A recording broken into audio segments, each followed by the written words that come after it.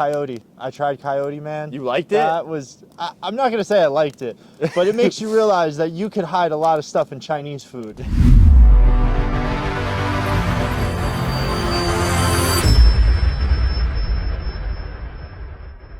So, welcome to the Hunter Be Hunted podcast. You got Thanks. Andrew Gavrun here, right? Yep.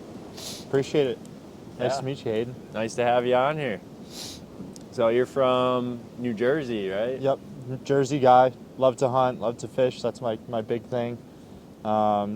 Excited to come up here and get to meet you and do this podcast with you. Yeah, it's great, dude. I mean, the weather is beautiful. Just It's crazy out today, man. but the wind is just killing us a little bit. But that's all right. Yeah, no big deal. You guys you're from northern Jersey, right? Yep. I do most of my hunting in North Jersey. I go to some other places, though, other states and whatnot. But for the most part, yeah, New Jersey hunter. Love to bow hunt. I do a little bit of gun hunting, but for the most part, I'm all whitetail. It's a really great time. Yep. Like it's so in depth. I can go from the beginning of my hunting career all the way to the end of my hunting career. There's just so much fun stuff that happens every single time you go out. It's always an adventure. Dude. There's always like variables and stuff like that. So for somebody like myself who just can't sit still, it's the perfect thing. I'm the same. Yeah. Same way. So I had a question. How did you get into the outdoors? Like, what got you interested in doing this podcast and wanting to be part of the outdoor space? So I've been into the outdoors, you could say, my whole life. I was just raised like that. My father is very big fisherman, from ocean fishing, fly fishing, bass fishing, which is one of my favorite things to do. We go on the lakes and the ponds and reservoirs, whatever, just catch that largie, It's like a largemouth bass. Yeah, big Larry's, man. That was honestly, I think, what got me through like my high school and then the beginning of college time was bass fishing. Fishing, it was something easy, simple, and you can get your friends excited and do it. You can go out and just throw a bunch of topwater stuff and wait for a fish to explode off the surface, and like people are hooked. That's how I got all my friends into it, was just bass fishing on ponds and stuff like that. Yeah, the wacky worm, you just get it on. That's what I had a wacky worm and an ugly stick. That's how I started. It's so funny. Like, of all things, the Senko and the wacky worm Senko is like my least favorite way to fish. I think it's the most effective way to fish. I know. Yeah. That's the thing is, like, I try other ways because I'm like, this is so boring and stupid, right? Because it is. And then it's like, okay, but every time you nail one on a wacky worm, every freaking time. Yeah. Never fails. I kind of had like a similar upbringing into like the outdoor space. My dad like really into hunting. Yep. He started getting into hunting in like the early 80s. He was fishing for pretty much his whole life. Grew up around boats, and we didn't come from like a ton of money, so it's not like we have these giant yachts and stuff like that. Oh yeah, me neither, man. Yeah, very simple, like humble beginnings for me, myself, my family, and that sort of thing. And that's what I'm really trying to push here with my page and my Gavrunswild, YouTube and Instagram, is that I'm a budget hunter. I'm a budget fisherman. I just like to go out and do whatever I can with the stuff that I have. All I have is a $50 ugly stick rod. Well, let's see what the heck I can get on this. Dude, they do a lot. Because I've been fishing with the same $40 ugly stick, I don't know, for a decade. Yeah, it's kind of the same thing. I bought a Lamaglass rod like 2 seasons ago. I swear it broke within like 30 days of me using it. I'm back down to my $20 rod that I bought when I was in high school, like with my lunch money, Yeah, when you're like 14 years old. Yeah, it's crazy. Yeah, so I got into hunting right around the age of like 13, 14. Took off with just regular gun hunting, shotgun, muzzleloader, and just going out with my dad. Awesome. Really enjoyed it. And there's, one of the things that I'm trying to get people to realize is the excitement with the outdoors. It's not just a boring thing. Like, people think of fishing, they think it's boring. They think of hunting, they think it's boring. They talk about how, I went out one time and didn't catch anything. Yeah. Well, you have to put so much work into it to become successful. It's called fishing, not catching, right? Yeah. That's what I always like to say. Well, but there's so many ways to increase your odds that people don't know. I mean, it's something as simple as, watching somebody else do it, learn their technique, learn a spot. That's like, I think, the most important thing for fishing and for hunting is to be where they are. Yes. The spot is a huge deal. You could be in the wrong spot all day throwing the right lure You'll get and nothing. never get a bite. No. But you could be in the right spot and throw the wrong lure, and you're bound to catch a fish. Yeah, all day long. Same thing with hunting. Yeah. Like I Yep. work so hard to find all of my hunting spots. I'm DIY, all public lands, that sort of thing. And me and my buddies will just take the car, drive an hour, get to a big giant piece of public land, and just go dissect it and walk around it. And it's just so much fun. Take the camera with us now, and we Yeah. just shoot episodes out of it, and it's a great time. Yeah, you just get content for having Yeah. fun. Yep. Yeah. That's what it's all about. Yeah, so kind of like that's how I got into hunting, but how I got into my podcast or my channel that I'm doing now, my YouTube and my Instagram channel, is I was in corporate America for pretty much like my whole adult Yeah, life. you were I graduated mentioning from that. college, graduated from college, became a financial advisor, jumped over to be an auditor with the Port Authority of New York and New Jersey, and was really enjoying that. I felt like I had a good family connection there. Okay. Worked there for about like 3 years. COVID hit, and then they started doing these big layoffs. Oh yeah. Since then, I started to become like a recruiter. I was a recruiter with a company in California, and then I was just working in the middle of Manhattan, New York City, 36th Street, working as a recruiter for like several years before I realized like this is not it. This is Not just your not life. what I want to do. No. I felt so uncomfortable from a day to day. You go out fishing or you go out hunting, it's all about camaraderie, who you're there with. You want to do well with each other. When you're at work at a corporate office, like nobody cares. Nobody cares like, about you at all. you can do so good for a week Yeah. straight, and then you do one thing wrong on Monday, and it's They're like, what did you do yeah, wrong? It's Why not, did you fuck it up? Yeah. Yep. So yeah. I felt very low. I felt at a very low point in my life, to the point that I was like, you know what? If I don't take this chance now and try it now, I'm going to regret it when I'm 40 years old. Oh, yeah. When I should be at the peak of my life, enjoying my life the most, I'm going to be sitting there regretting I should have done it when I had the chance. I'm out Dude. hunting, I'm out fishing all the time. It's always the right time. Yeah. That's what I say. It's like, So when is the right time? Well, it always is. Yeah. So I gave it a go, and I've been enjoying it since. It's not something that I'm sitting here focused on the money. I'm focused on my happiness right now. Yeah. Yep. And I'm thinking that the money is going to follow. That's and how it hopefully works. does. Because if you just focused on, what I like to call a worthless piece of paper all the time, because it's basically what it is, and you're not going to get anywhere in life. Yeah. You So it's Because there's no dreams, there's no goals, there's no vision. It's like, okay, you see more Benjamins on the table. What's the big deal? Well, I It's- mean, it was nice to be able to pay for things and not worry about where that money was coming from before I had Oh, absolutely. made this transition to becoming like a content creator. It's scary. But yeah, now it is scary, Yeah. not having a consistent paycheck or something like that. Yeah. But what's so important for me is being happy on a day-to-day basis, which is going out and doing adventures. Like, you told me we were going to be at the top of this mountain for this podcast. I wasn't worried about getting in the car and driving up here. I'd rather walk the whole way and scout the whole area on my way up here. Like, I just want to be out of the house every day, enjoying myself, doing something fun. For me, fun means fishing and hunting. So that's what I'm giving a try now. I mean, there's just something about nature, man. Just being Yeah. out there, right? Seeing stuff that people would never get to see in their entire lifetime. Like, people don't know what it is to take the life of another animal, to see something else take the life of another animal. Like, I have so much pride and joy in what I do. I love hunting. I have so much respect for the animal, and that's, I think, what a lot of people lose out on when they think about hunting, when they don't hunt. They think is- it's the opposite mentality. yeah, oh, you're just a brutal killer, that's Yeah. all you are. Yep. That's sort of a mindset, when in fact I care so much about the deer that I go out and hunt, Every the moose hunter that I go does, out and hunt. dude.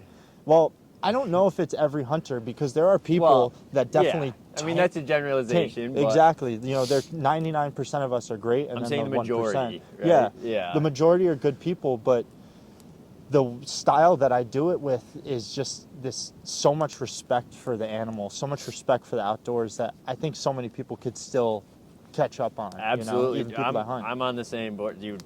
My whole family pretty much hunts and fishes, right? My girlfriend's family, like, we love animals, My girlfriend works at the vet. Sweet. And people are like, Sweet. oh, like you said, oh, you're a meat eater, you're I don't know, whatever, a child killer. That's what they say. They're like, oh, they're their You children. killed Bambi. Yeah. And I'm like, no, we love animals. We want to preserve the wilderness, preserve this way of life, which I call a forgotten lifestyle. Right? Totally. 'Cause Totally. it is. Yeah. I mean, especially for our generation, like all my friends that I'm getting into hunting and fishing Yeah. have no other way to get into hunting and fishing than through me. yep.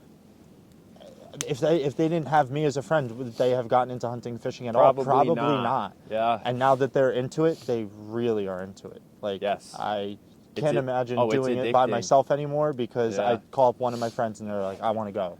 I want to go immediately. It's know? addicting, big It time. is. It is. It's a good addiction, though. I mean, they're It's- valuable skills, right? It's a healthy addiction for me. Like, I need to have this. I need to have that go mentality, that Yep. attitude, and it takes on so much more for me than just going out and killing something. I Yeah, do everything I from mean- beginning to end, and I just have so much respect for the wildlife and the animals that I'm Absolutely. there for. So, yeah, one of the things I wanted to tell you about was just how I got into hunting that first year was my dad just saying, "Hey, let's go out and sit out in the woods." We go out and sit out in the woods. I don't see anything. I don't see nothing. And then we go out another day and we don't see nothing. We go out for like a week straight and you don't see anything.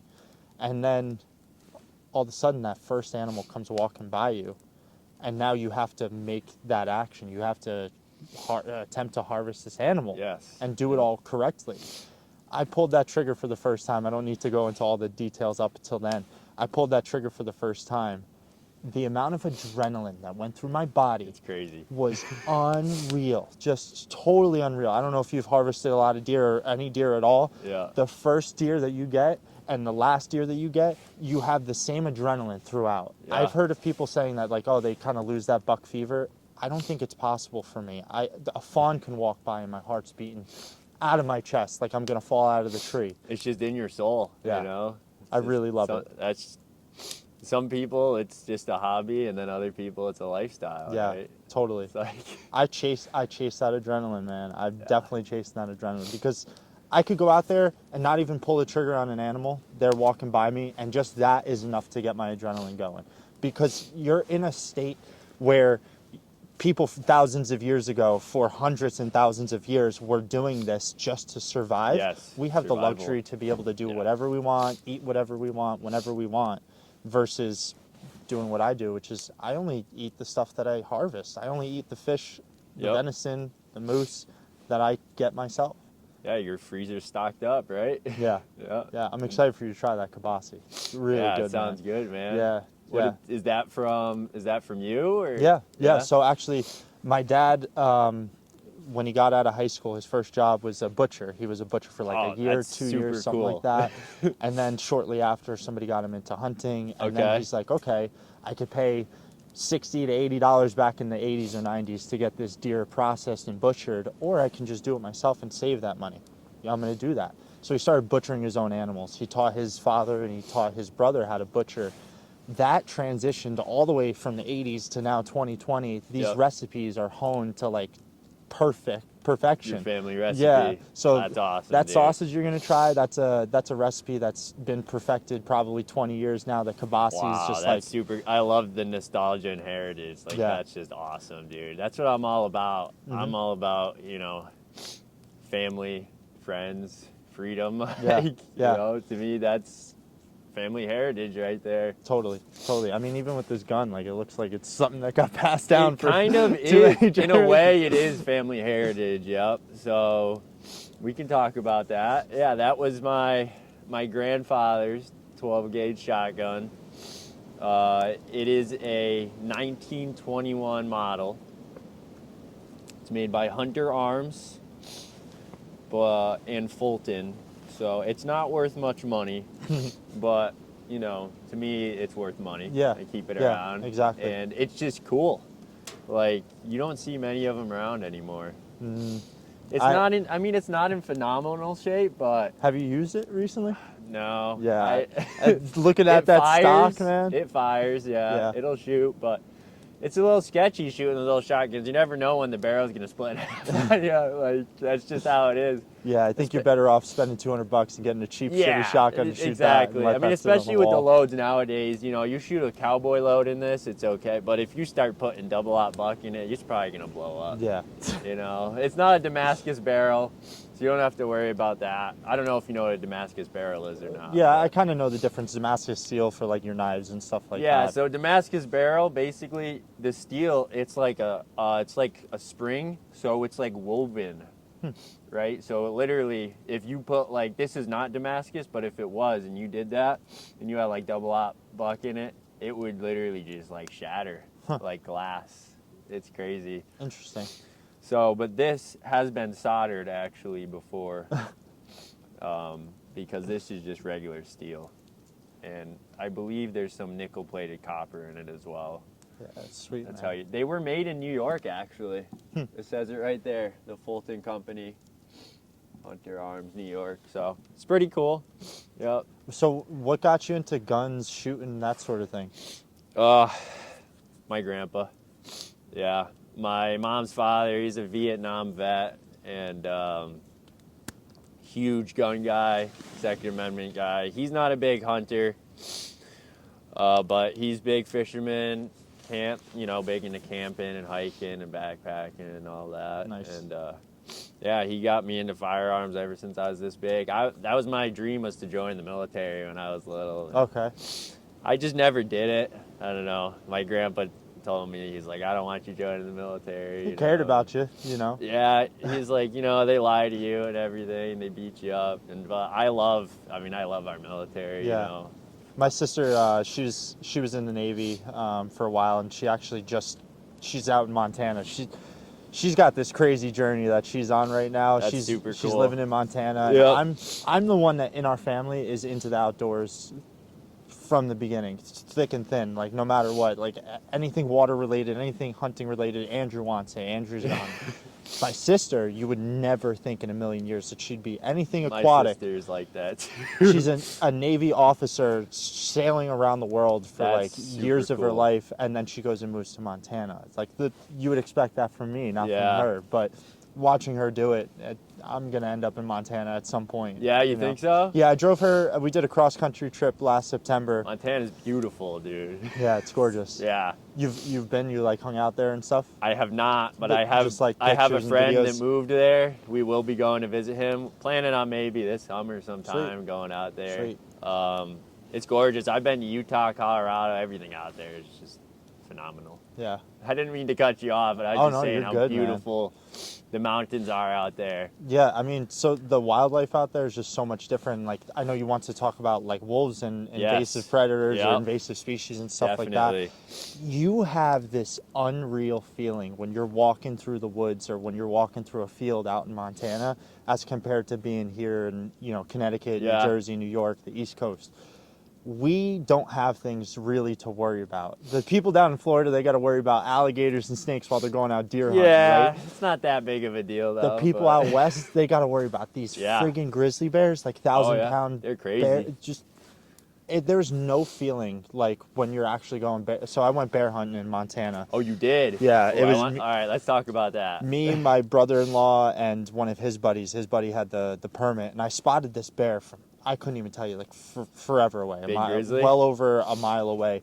No, we don't. It was not a grizzly. We didn't identify it as a grizzly, but I identified it as a color phase black bear. You're not allowed Yeah, to hunt for so, grizzly yeah. bear. It's black bear only.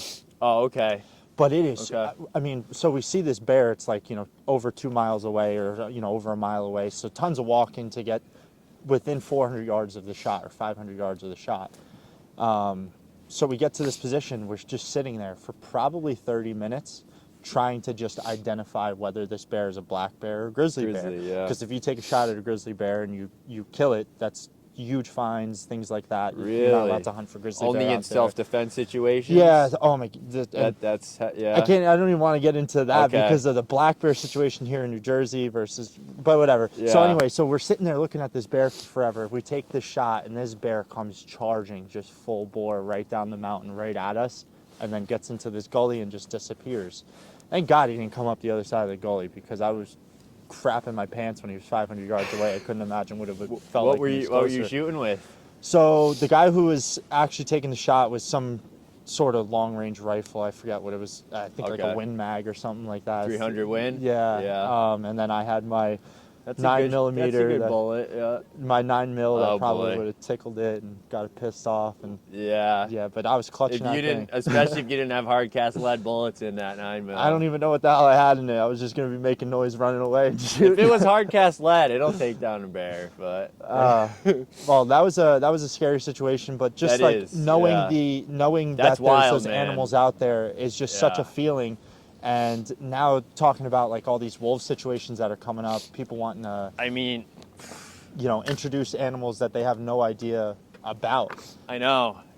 So when you say that, you're talking about out west, where they reintroduce them into Yellowstone, I believe it was, right? The wolves. yeah. So Yeah. they're talking about now introducing them into like Colorado area. Oh, I don't boy. know, Vail or Boulder, Colorado Really? area. Yeah, where a ski resort is. Smart. Yeah, exactly. No, that's exactly it. They're only talking about introducing like anywhere from like 15 to 30. Yeah, but so they I breed heard. like dogs. They breed very quickly, but the thing that sucks to me, which is what I think our country has inherently wrong with conservation efforts. Yep. The people who are running those conservation efforts or pushing those conservation efforts are not the hunters. They're not even the DNR, the conservation group that's in your state. Oh, I know. It's actually I'm getting well voted aware. on Yeah. by a ballot, which is getting voted on by the regular civilians of a state. Yep. So take a state like New Jersey, for example. Less than 2% of our population hunts. Yeah. You put anything up on a ballot in New Jersey regarding conservation, you're not going to get the correct answers for No, that. That's going to be it's- good for the wildlife. So most of the time it's like, hey, do you want to save the bears? Every single person in New Jersey, minus the hunters, think that we don't have enough bears in New Jersey. Meanwhile, we are way overrun with They are bears in New so Jersey. uneducated. It's Yeah, ignorance that's is what it is. It's the education factor. Yeah. I think if more people got That's- out and got to see it, and got to experience it, they would realize that I we have mean, issues with it. I don't know. I mean, this conversation could turn into very political very quick because it's not just that, right? I'm not going to get crazy with it, but it's not just that, okay? Because if you talk about, let's say, firearm policies, firearm legislation, Yeah. all this, it's the same thing. They have all, right? They have all the civilians vote on this law, and they say, do you want your communities safer? And what do they say? Yes. Okay, Yeah. well, we're going to ban your guns. Yeah, I mean, Doesn't there's- make any sense, right? It's Not not at all. logical at all. it's I think like we said earlier, it's the biggest thing is education, knowing the stuff versus just thinking or consuming what's being pushed in front of you, right? Oh, yeah. So It's hyper-consumerism for sure. I don't know how long Connecticut has gone without a bear season. I think it's 60 years or something Yeah, like that. let's talk about that. I think it's been at least 70 years. So New Jersey, this is going to be crazy. New Jersey had Phil Murphy come into office going back And he's your governor, he's right? our governor. Yep. About 10 years ago. Yep. Just And like Ned Lamont. Yep. The way that he got more votes was to say to all these people that don't know anything about conservation, don't know anything about bear populations, hey, if you guys get me in office, I'm going to make sure that we get rid of the bear hunt.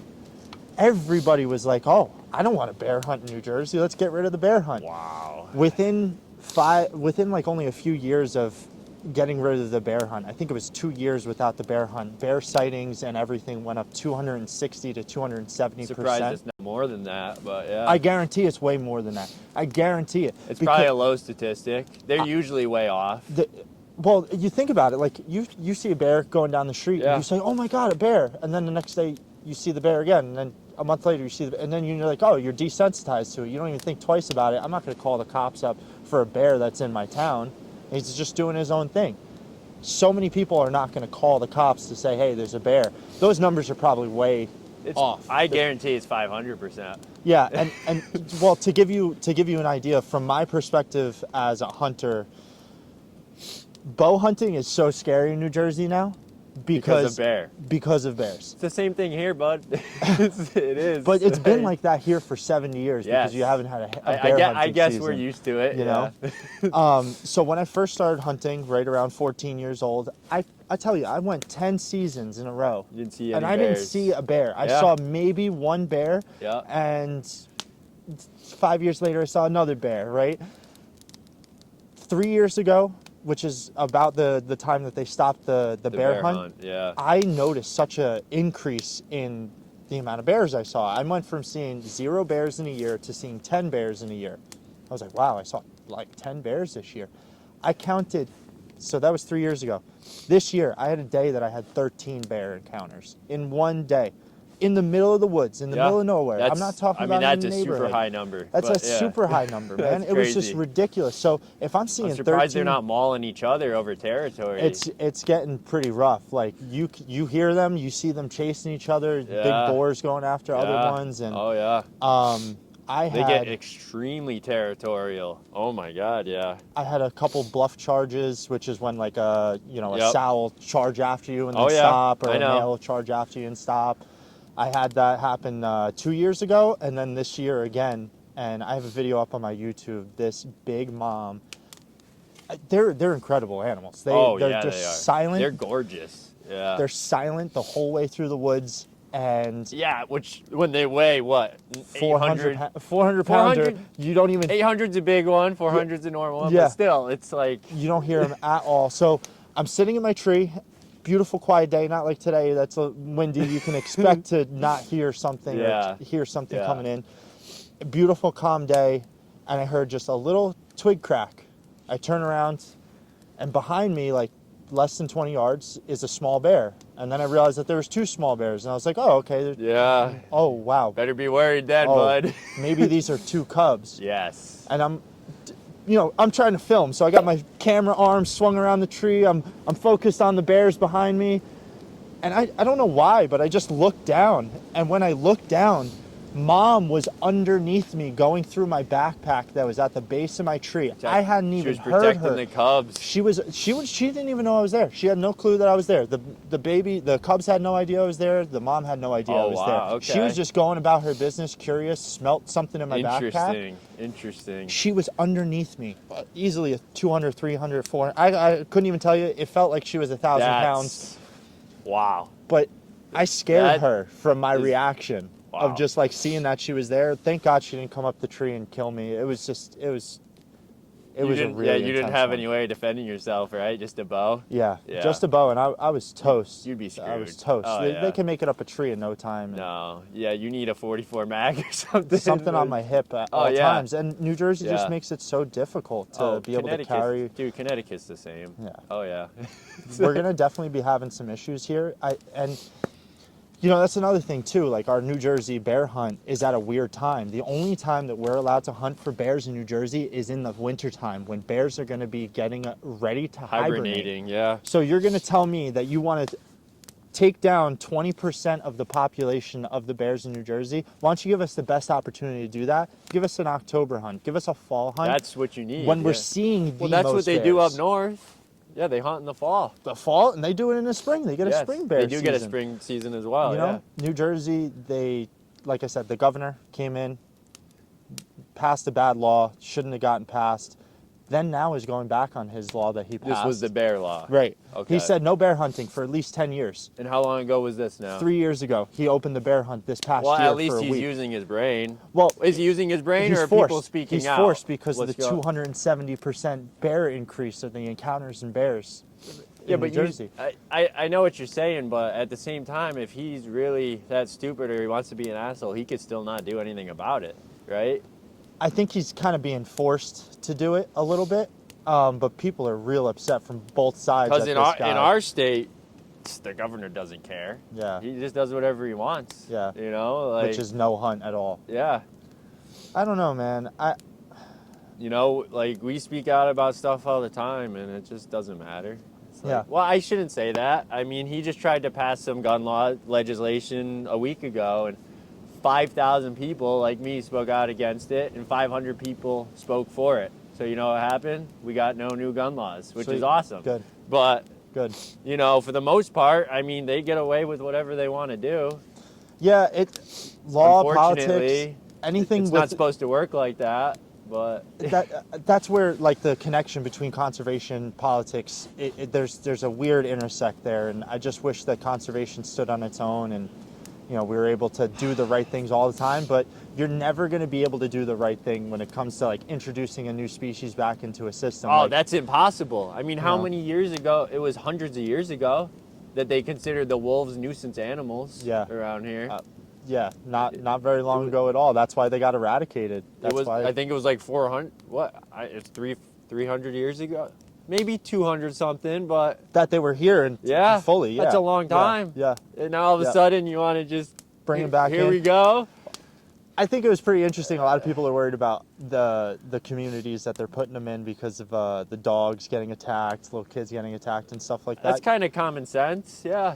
Look at what we have on the East Coast when it comes to coyotes.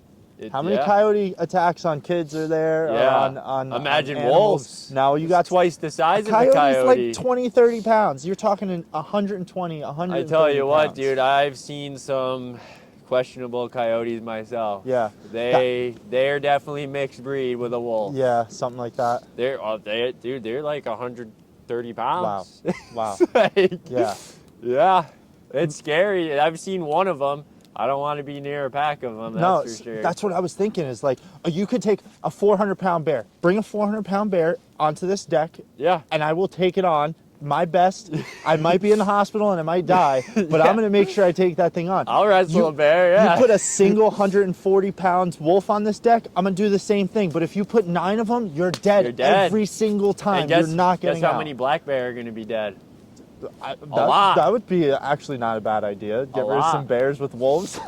Dude, a lot. They surround grizzly bears and kill them. Yeah, I've never seen it. They do, but that it happens probably all be the pretty crazy. time.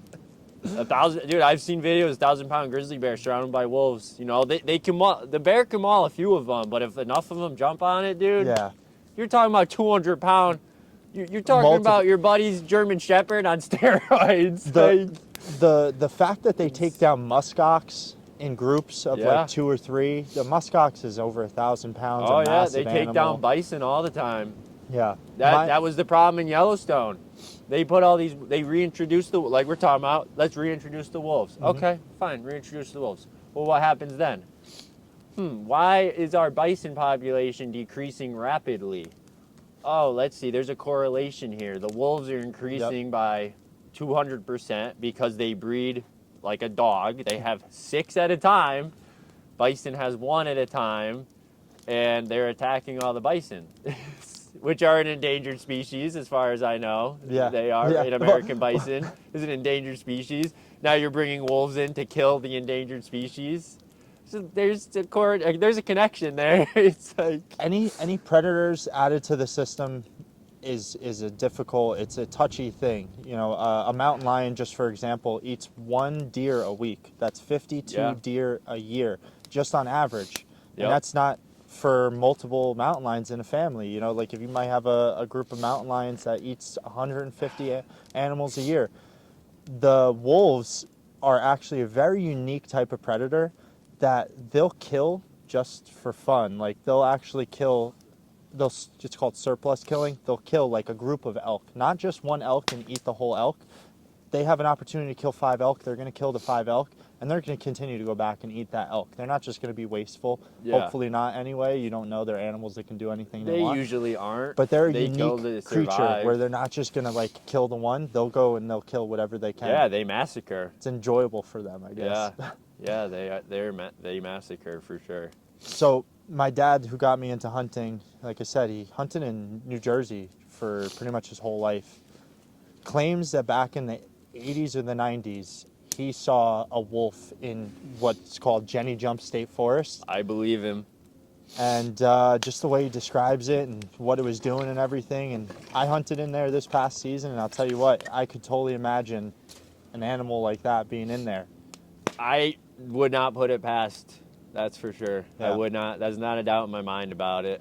I mean, I've heard some things up in the woods, you know, up here in New England. Yeah. They don't sound like a coyote. I have not seen a wolf per se. Yeah. I've seen some very large canines Yeah. that are coyote, have to be mixed with something. So They have a very wide range. So, like, if you put an animal like that into an ecosystem, they might travel 150 miles, 200 miles, which and they, then that's what they're going to say. From the research and the people I've talked to, anywhere in New England and even a little bit west of us, that's been the word for the past, I don't know, few years since they've started reintroducing them out west in a lot of places. People allegedly have been seeing wolves and have been hunting wolves that were supposed to be coyotes. So. In crazy places. Yes. Oh, did you see the one? Upstate New York, for example. That's pretty damn close. It's a couple hours from here. Did you see the one where the woman thought she had shot a wolf? She went to go get it mounted and taxidermied, and it was somebody's husky. I thought that was a man. It was a husky. That just happened recently in Connecticut. Did it? Another one happened? Oh, maybe this is another one. I'm pretty sure this was a woman out west. I didn't hear about that, but this just happened a couple weeks ago here in Connecticut. There's this guy. Really weird story. I don't know how I feel about it, but it was daylight. It wasn't nighttime. 2 dogs in his yard. Thinks they're coyotes. German shepherds. So they're like a wolf-sized dog, right? Big dog. Not like a coyote. And they don't bark like coyotes. They don't howl like coyotes. German shepherds howl like wolves. So the dude apparently takes a crossbow or something, and he goes outside. He shoots them. He claims he's hunting coyotes. Brings them to the taxidermist. These are domesticated dogs. Yet they're German shepherds. They can be very vicious dogs, but they are domesticated German shepherds. And brings them to the taxidermist. He goes, "I want my coyotes mounted." Okay. He goes, "I can't do that for you. These are dogs. They're not coyotes." I don't mean to laugh, but it's comical. It is comical, but it's like, okay, that's pretty scary, dude. Like who is that? Like insane or I don't know, stupid to kill somebody's German shepherds and claim that he's hunting coyotes and then proceeds to bring them to the taxidermist? Right. It's kind of sick in a way. Like we talked about earlier, there's like, people that just they ruin it. They ruin it for other people. Well, and that's the thing. And then they say, "Look, hunters are bad." No, this dude's an idiot. He's not a hunter. Yeah. Yeah, he's just an idiot. Yeah. He might be an idiot hunter. Hunters don't shoot German shepherds in their backyard and bring them to the taxidermist. I heard another one. Oh, in New Jersey. So the emergency bill got passed so that we could bear hunt this past year. Oh, really? Okay. Yep. So they opened it up for a 5-day season. They wound up extending it for an extra 5 days. Like I said, it was during when they were going to be hibernating. So not a lot of bears got taken at all. Were any that you know of? Yeah. Okay. Definitely bears were taken the first week. Did you get to eat any, or you didn't know anybody that did? I've had bear in the past. I didn't have any bear from this season. Yeah. Unfortunately, only 70 got harvested that first week, and then they extended it. But that's a lot for 5 days, though. 70. You should be 600 in 5 days. Yeah. Really? Yeah. Wow. It should be a couple hundred. But like I said, they timed it so terribly. They keep on timing it terribly. Somebody went out I feel like it's intentional, but Yeah. Right. The government tends to do things intentionally. Yeah. They're gonna do claim ignorance. Just to try to keep some of the people happy, the voters or whatever. Well, yeah, don't create waves. That's what it is. Yeah. So there's this kid. I'm gonna call him a kid because he was 22 years old, I think. Okay. Yeah. Who had gone out into his backyard. He lived near some public woods or something. Had saw some bears, and proceeded to kill I think it was 5 bears or four bears in total, a mom and 3 cubs, or killed just 3 cubs and left them out in the woods. Okay. And got caught with it that week that the bill got passed to allow for a bear hunt. This idiot kid goes out and shoots these bears and leaves them out in the woods, and it was just a huge thing in New Jersey. Not tagged just left them out there. Dead. Wanton waste, it's called, when you harvest an animal or you shoot an animal and just leave it out there. It's terrible. People like that, there's no room for, and the fact that somebody like that is going to have the ability to go hunt in the future. Well, he didn't even harvest the meat or anything, right? Yep. He just left them dead. Just left it, which is totally not okay. Yeah, it's not cool. Especially for somebody like me. That's so not cool. Yeah. I love these animals so And you much. can't argue that that's a self-defense situation. That doesn't even Not at make all. any sense. Like if one large bear is charging you, right, Yeah. and you take it down in self-defense, because that's a real threat when That you're in the happens, wilderness. right. You know, that makes sense. But this is just, Yeah. I mean, to kill like like 3 or 4 cubs that you could probably walk over and just kick them out of the way with your shoe, you know, like it's just that just doesn't sound right. yeah. So I really think that I'm sorry, in terms of, I was thinking about that before, which is respecting the animal and harvesting the animal and using the entirety of the animal. Yeah, so use the meat. Yeah. my dad being Don't a waste butcher it. Yep. taught us how to butcher it all. When you take a deer to the butcher shop, you don't know if you're getting that deer back, somebody else's Yeah, deer, you really- yeah. less meat than you deserve. I've or never less meat than you taken one paid to for. a butcher. You've butchered Never have. your own? Yes, Yeah. yeah. It's a lot better. It Yeah. just feels way better at the end of it. Yep. But I've actually started to eat more of the animal than I ever have before. I do way more wild recipes than I ever have. Yeah. I'm eating heart. My whole Okay. life, You've I never was had the heart. throwing the heart away from 14 till 26 years old. So like easily 10 years of hunting. I've never eaten the heart. I have I'm not. telling you right now. But I haven't hunted like a million times, you know. Yeah. I haven't. I'm really starting to get a lot more into it now. But throughout my life, I wasn't a big hunter. My father wasn't a big hunter, you know. But I will try the heart.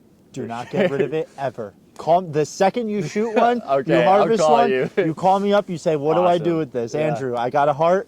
I'm All right, curious. so let's How am I talk. cooking this?" Do you want to talk about your Yeah, recipe? I've cooked Or how so you- how many you heart do at it? this point. I've probably cooked like 20 different hearts, anywhere from venison all the way up to moose. Which moose, the heart is literally the size of your head. I It's have never massive. harvested a moose. I want to. Heart but I have tasted not. just as good on a moose as it does Okay. on a deer. Okay. So you get the heart, you clean it up really well. You take Yeah. the fat, the sinew off, Yeah. and there's some connective tissues between Yep. the layers of muscle. Yep. It's, whew, Yeah, I know. It's been happening to me. that one went right down my throat. Yep. So take all that stuff off, clean it up really well, and then it's a simple cook. Hot pan, a little bit of oil, a little bit of butter, salt, pepper, sear it, 2 minutes, sear it, done. Off. That's it? Slice it and eat it. It is filet So rare, mignon. right? It is filet mignon. Is it really? That's what it is. It's a slightly different texture Wow. where it tastes like I will never throw feels out a like heart muscle. again. Never throw it out. It is the Because that best thing sounds ever. delicious. Take the liver, throw it out. Yeah. I'm Keep not the heart. yeah, Have I'm you not ever eating the eaten liver? No. Oh, the liver is disgusting. Well, Everybody I that says should that say, they no, enjoy it. I have. I've never had it on a deer, but I have on other animals, and yeah, I don't Not know. enjoyable. No. Heart, best thing Some ever. people like it, but Yeah. okay, I will definitely do that. Yeah. That You can- sounds really good. You can get wild with it. I've eaten some crazy stuff, man. I've eaten all different types of wild game. I love raccoon. Raccoon's such a great I've thing never to had eat. raccoon. Okay. Super fatty. I just went to a big game dinner last night, and Nice. yeah, we had elk chili. That was delicious. Sweet. Pheasant was very good. Super dry, man. That's one of the hardest No, things it was to a cook. pheasant pasta fazool. Oh, nice. So it was good. It was moist. You know, it was mixed with the pasta sauce Yeah. and everything. It was very good. I rabbit. Sweet. It fell right off the bone. Some of the best rabbit I've ever had. I almost shot one this year. I was walking Oh, through really? the woods. I had like a bird shot load in my pocket, and I was Yeah. hoping that maybe I would see a rabbit or something. And of course, it was just as I got into this deer bedding area, and I see this rabbit, and I'm just like, I can't do it. But I've been dying to eat it. Been dying to eat it and get it myself. Have you've never had rabbit? Never had it. Never had Really? it. Yeah. Oh my god. So Yeah. you're not Italian. Oh no, I'm Okay. Italian. By nature, I'm Polish and Italian, mostly Polish, but Yeah, so rabbit for me, I just want to go out and harvest one and do it on my own. I don't care to go to a nice restaurant and order a rabbit for Yeah. 40, 60 bucks. I you know? never have. I was just at a game dinner and they had it. Oh, nice. You know, so Yeah, our game dinners are strictly bear and deer. I Oh, haven't gone really? to- an elk one, dude, you went to a good dinner. it was for one of the best game dinners I've been to in a while. It was good. Yeah. Sweet. Yeah, no, it was great. I had that, and then we had. What else did we have? A lot of stuff. Oh, wild boar was freaking phenomenal. Yeah. Phenomenal. Really good. It's all it is pig. It's That's big. all it is. Yeah. It was good though. Elk is probably the best out of the ones you just listed. Elk is phenomenal. Oh, it was delicious. Moose Yeah. is really good, but just Yeah. zero I've yet fat. to have moose. No I've fat heard it's whatsoever. amazing. Venison is great. Yes. Love it. Love So, venison as well. other than that, coyote. I tried coyote, man. You liked it? That was. I'm not gonna say I liked it, but it makes you realize that you could hide a lot of stuff in Chinese food. I'm not kidding, because just a little bit of yeah. sauce on a nice piece of. I would eat it. Coyote I'd eat was it. great. All right, Andrew. Well, thanks for coming on the podcast. Thanks for having me out. Happy to I have you appreciate here. it. So, guys, follow him on social media, Instagram, Gavrunswild, right? Yep. And then you got a Correct. YouTube, Yep. Gavrunswild Gavrun's as well. Wild. And you're on TikTok too, right? Yes, I'm on TikTok. I'm not like a huge user of TikTok. Maybe one day I'll be really into it, but for the most part, YouTube and Instagram are like my main channels. Yeah. Awesome, dude. Instagram is my main thing right now too. So. Sweet. Well, thanks, Hayden. Well, I really appreciate yeah, it, man. I really enjoyed that conversation. Hope we do it again. Definitely.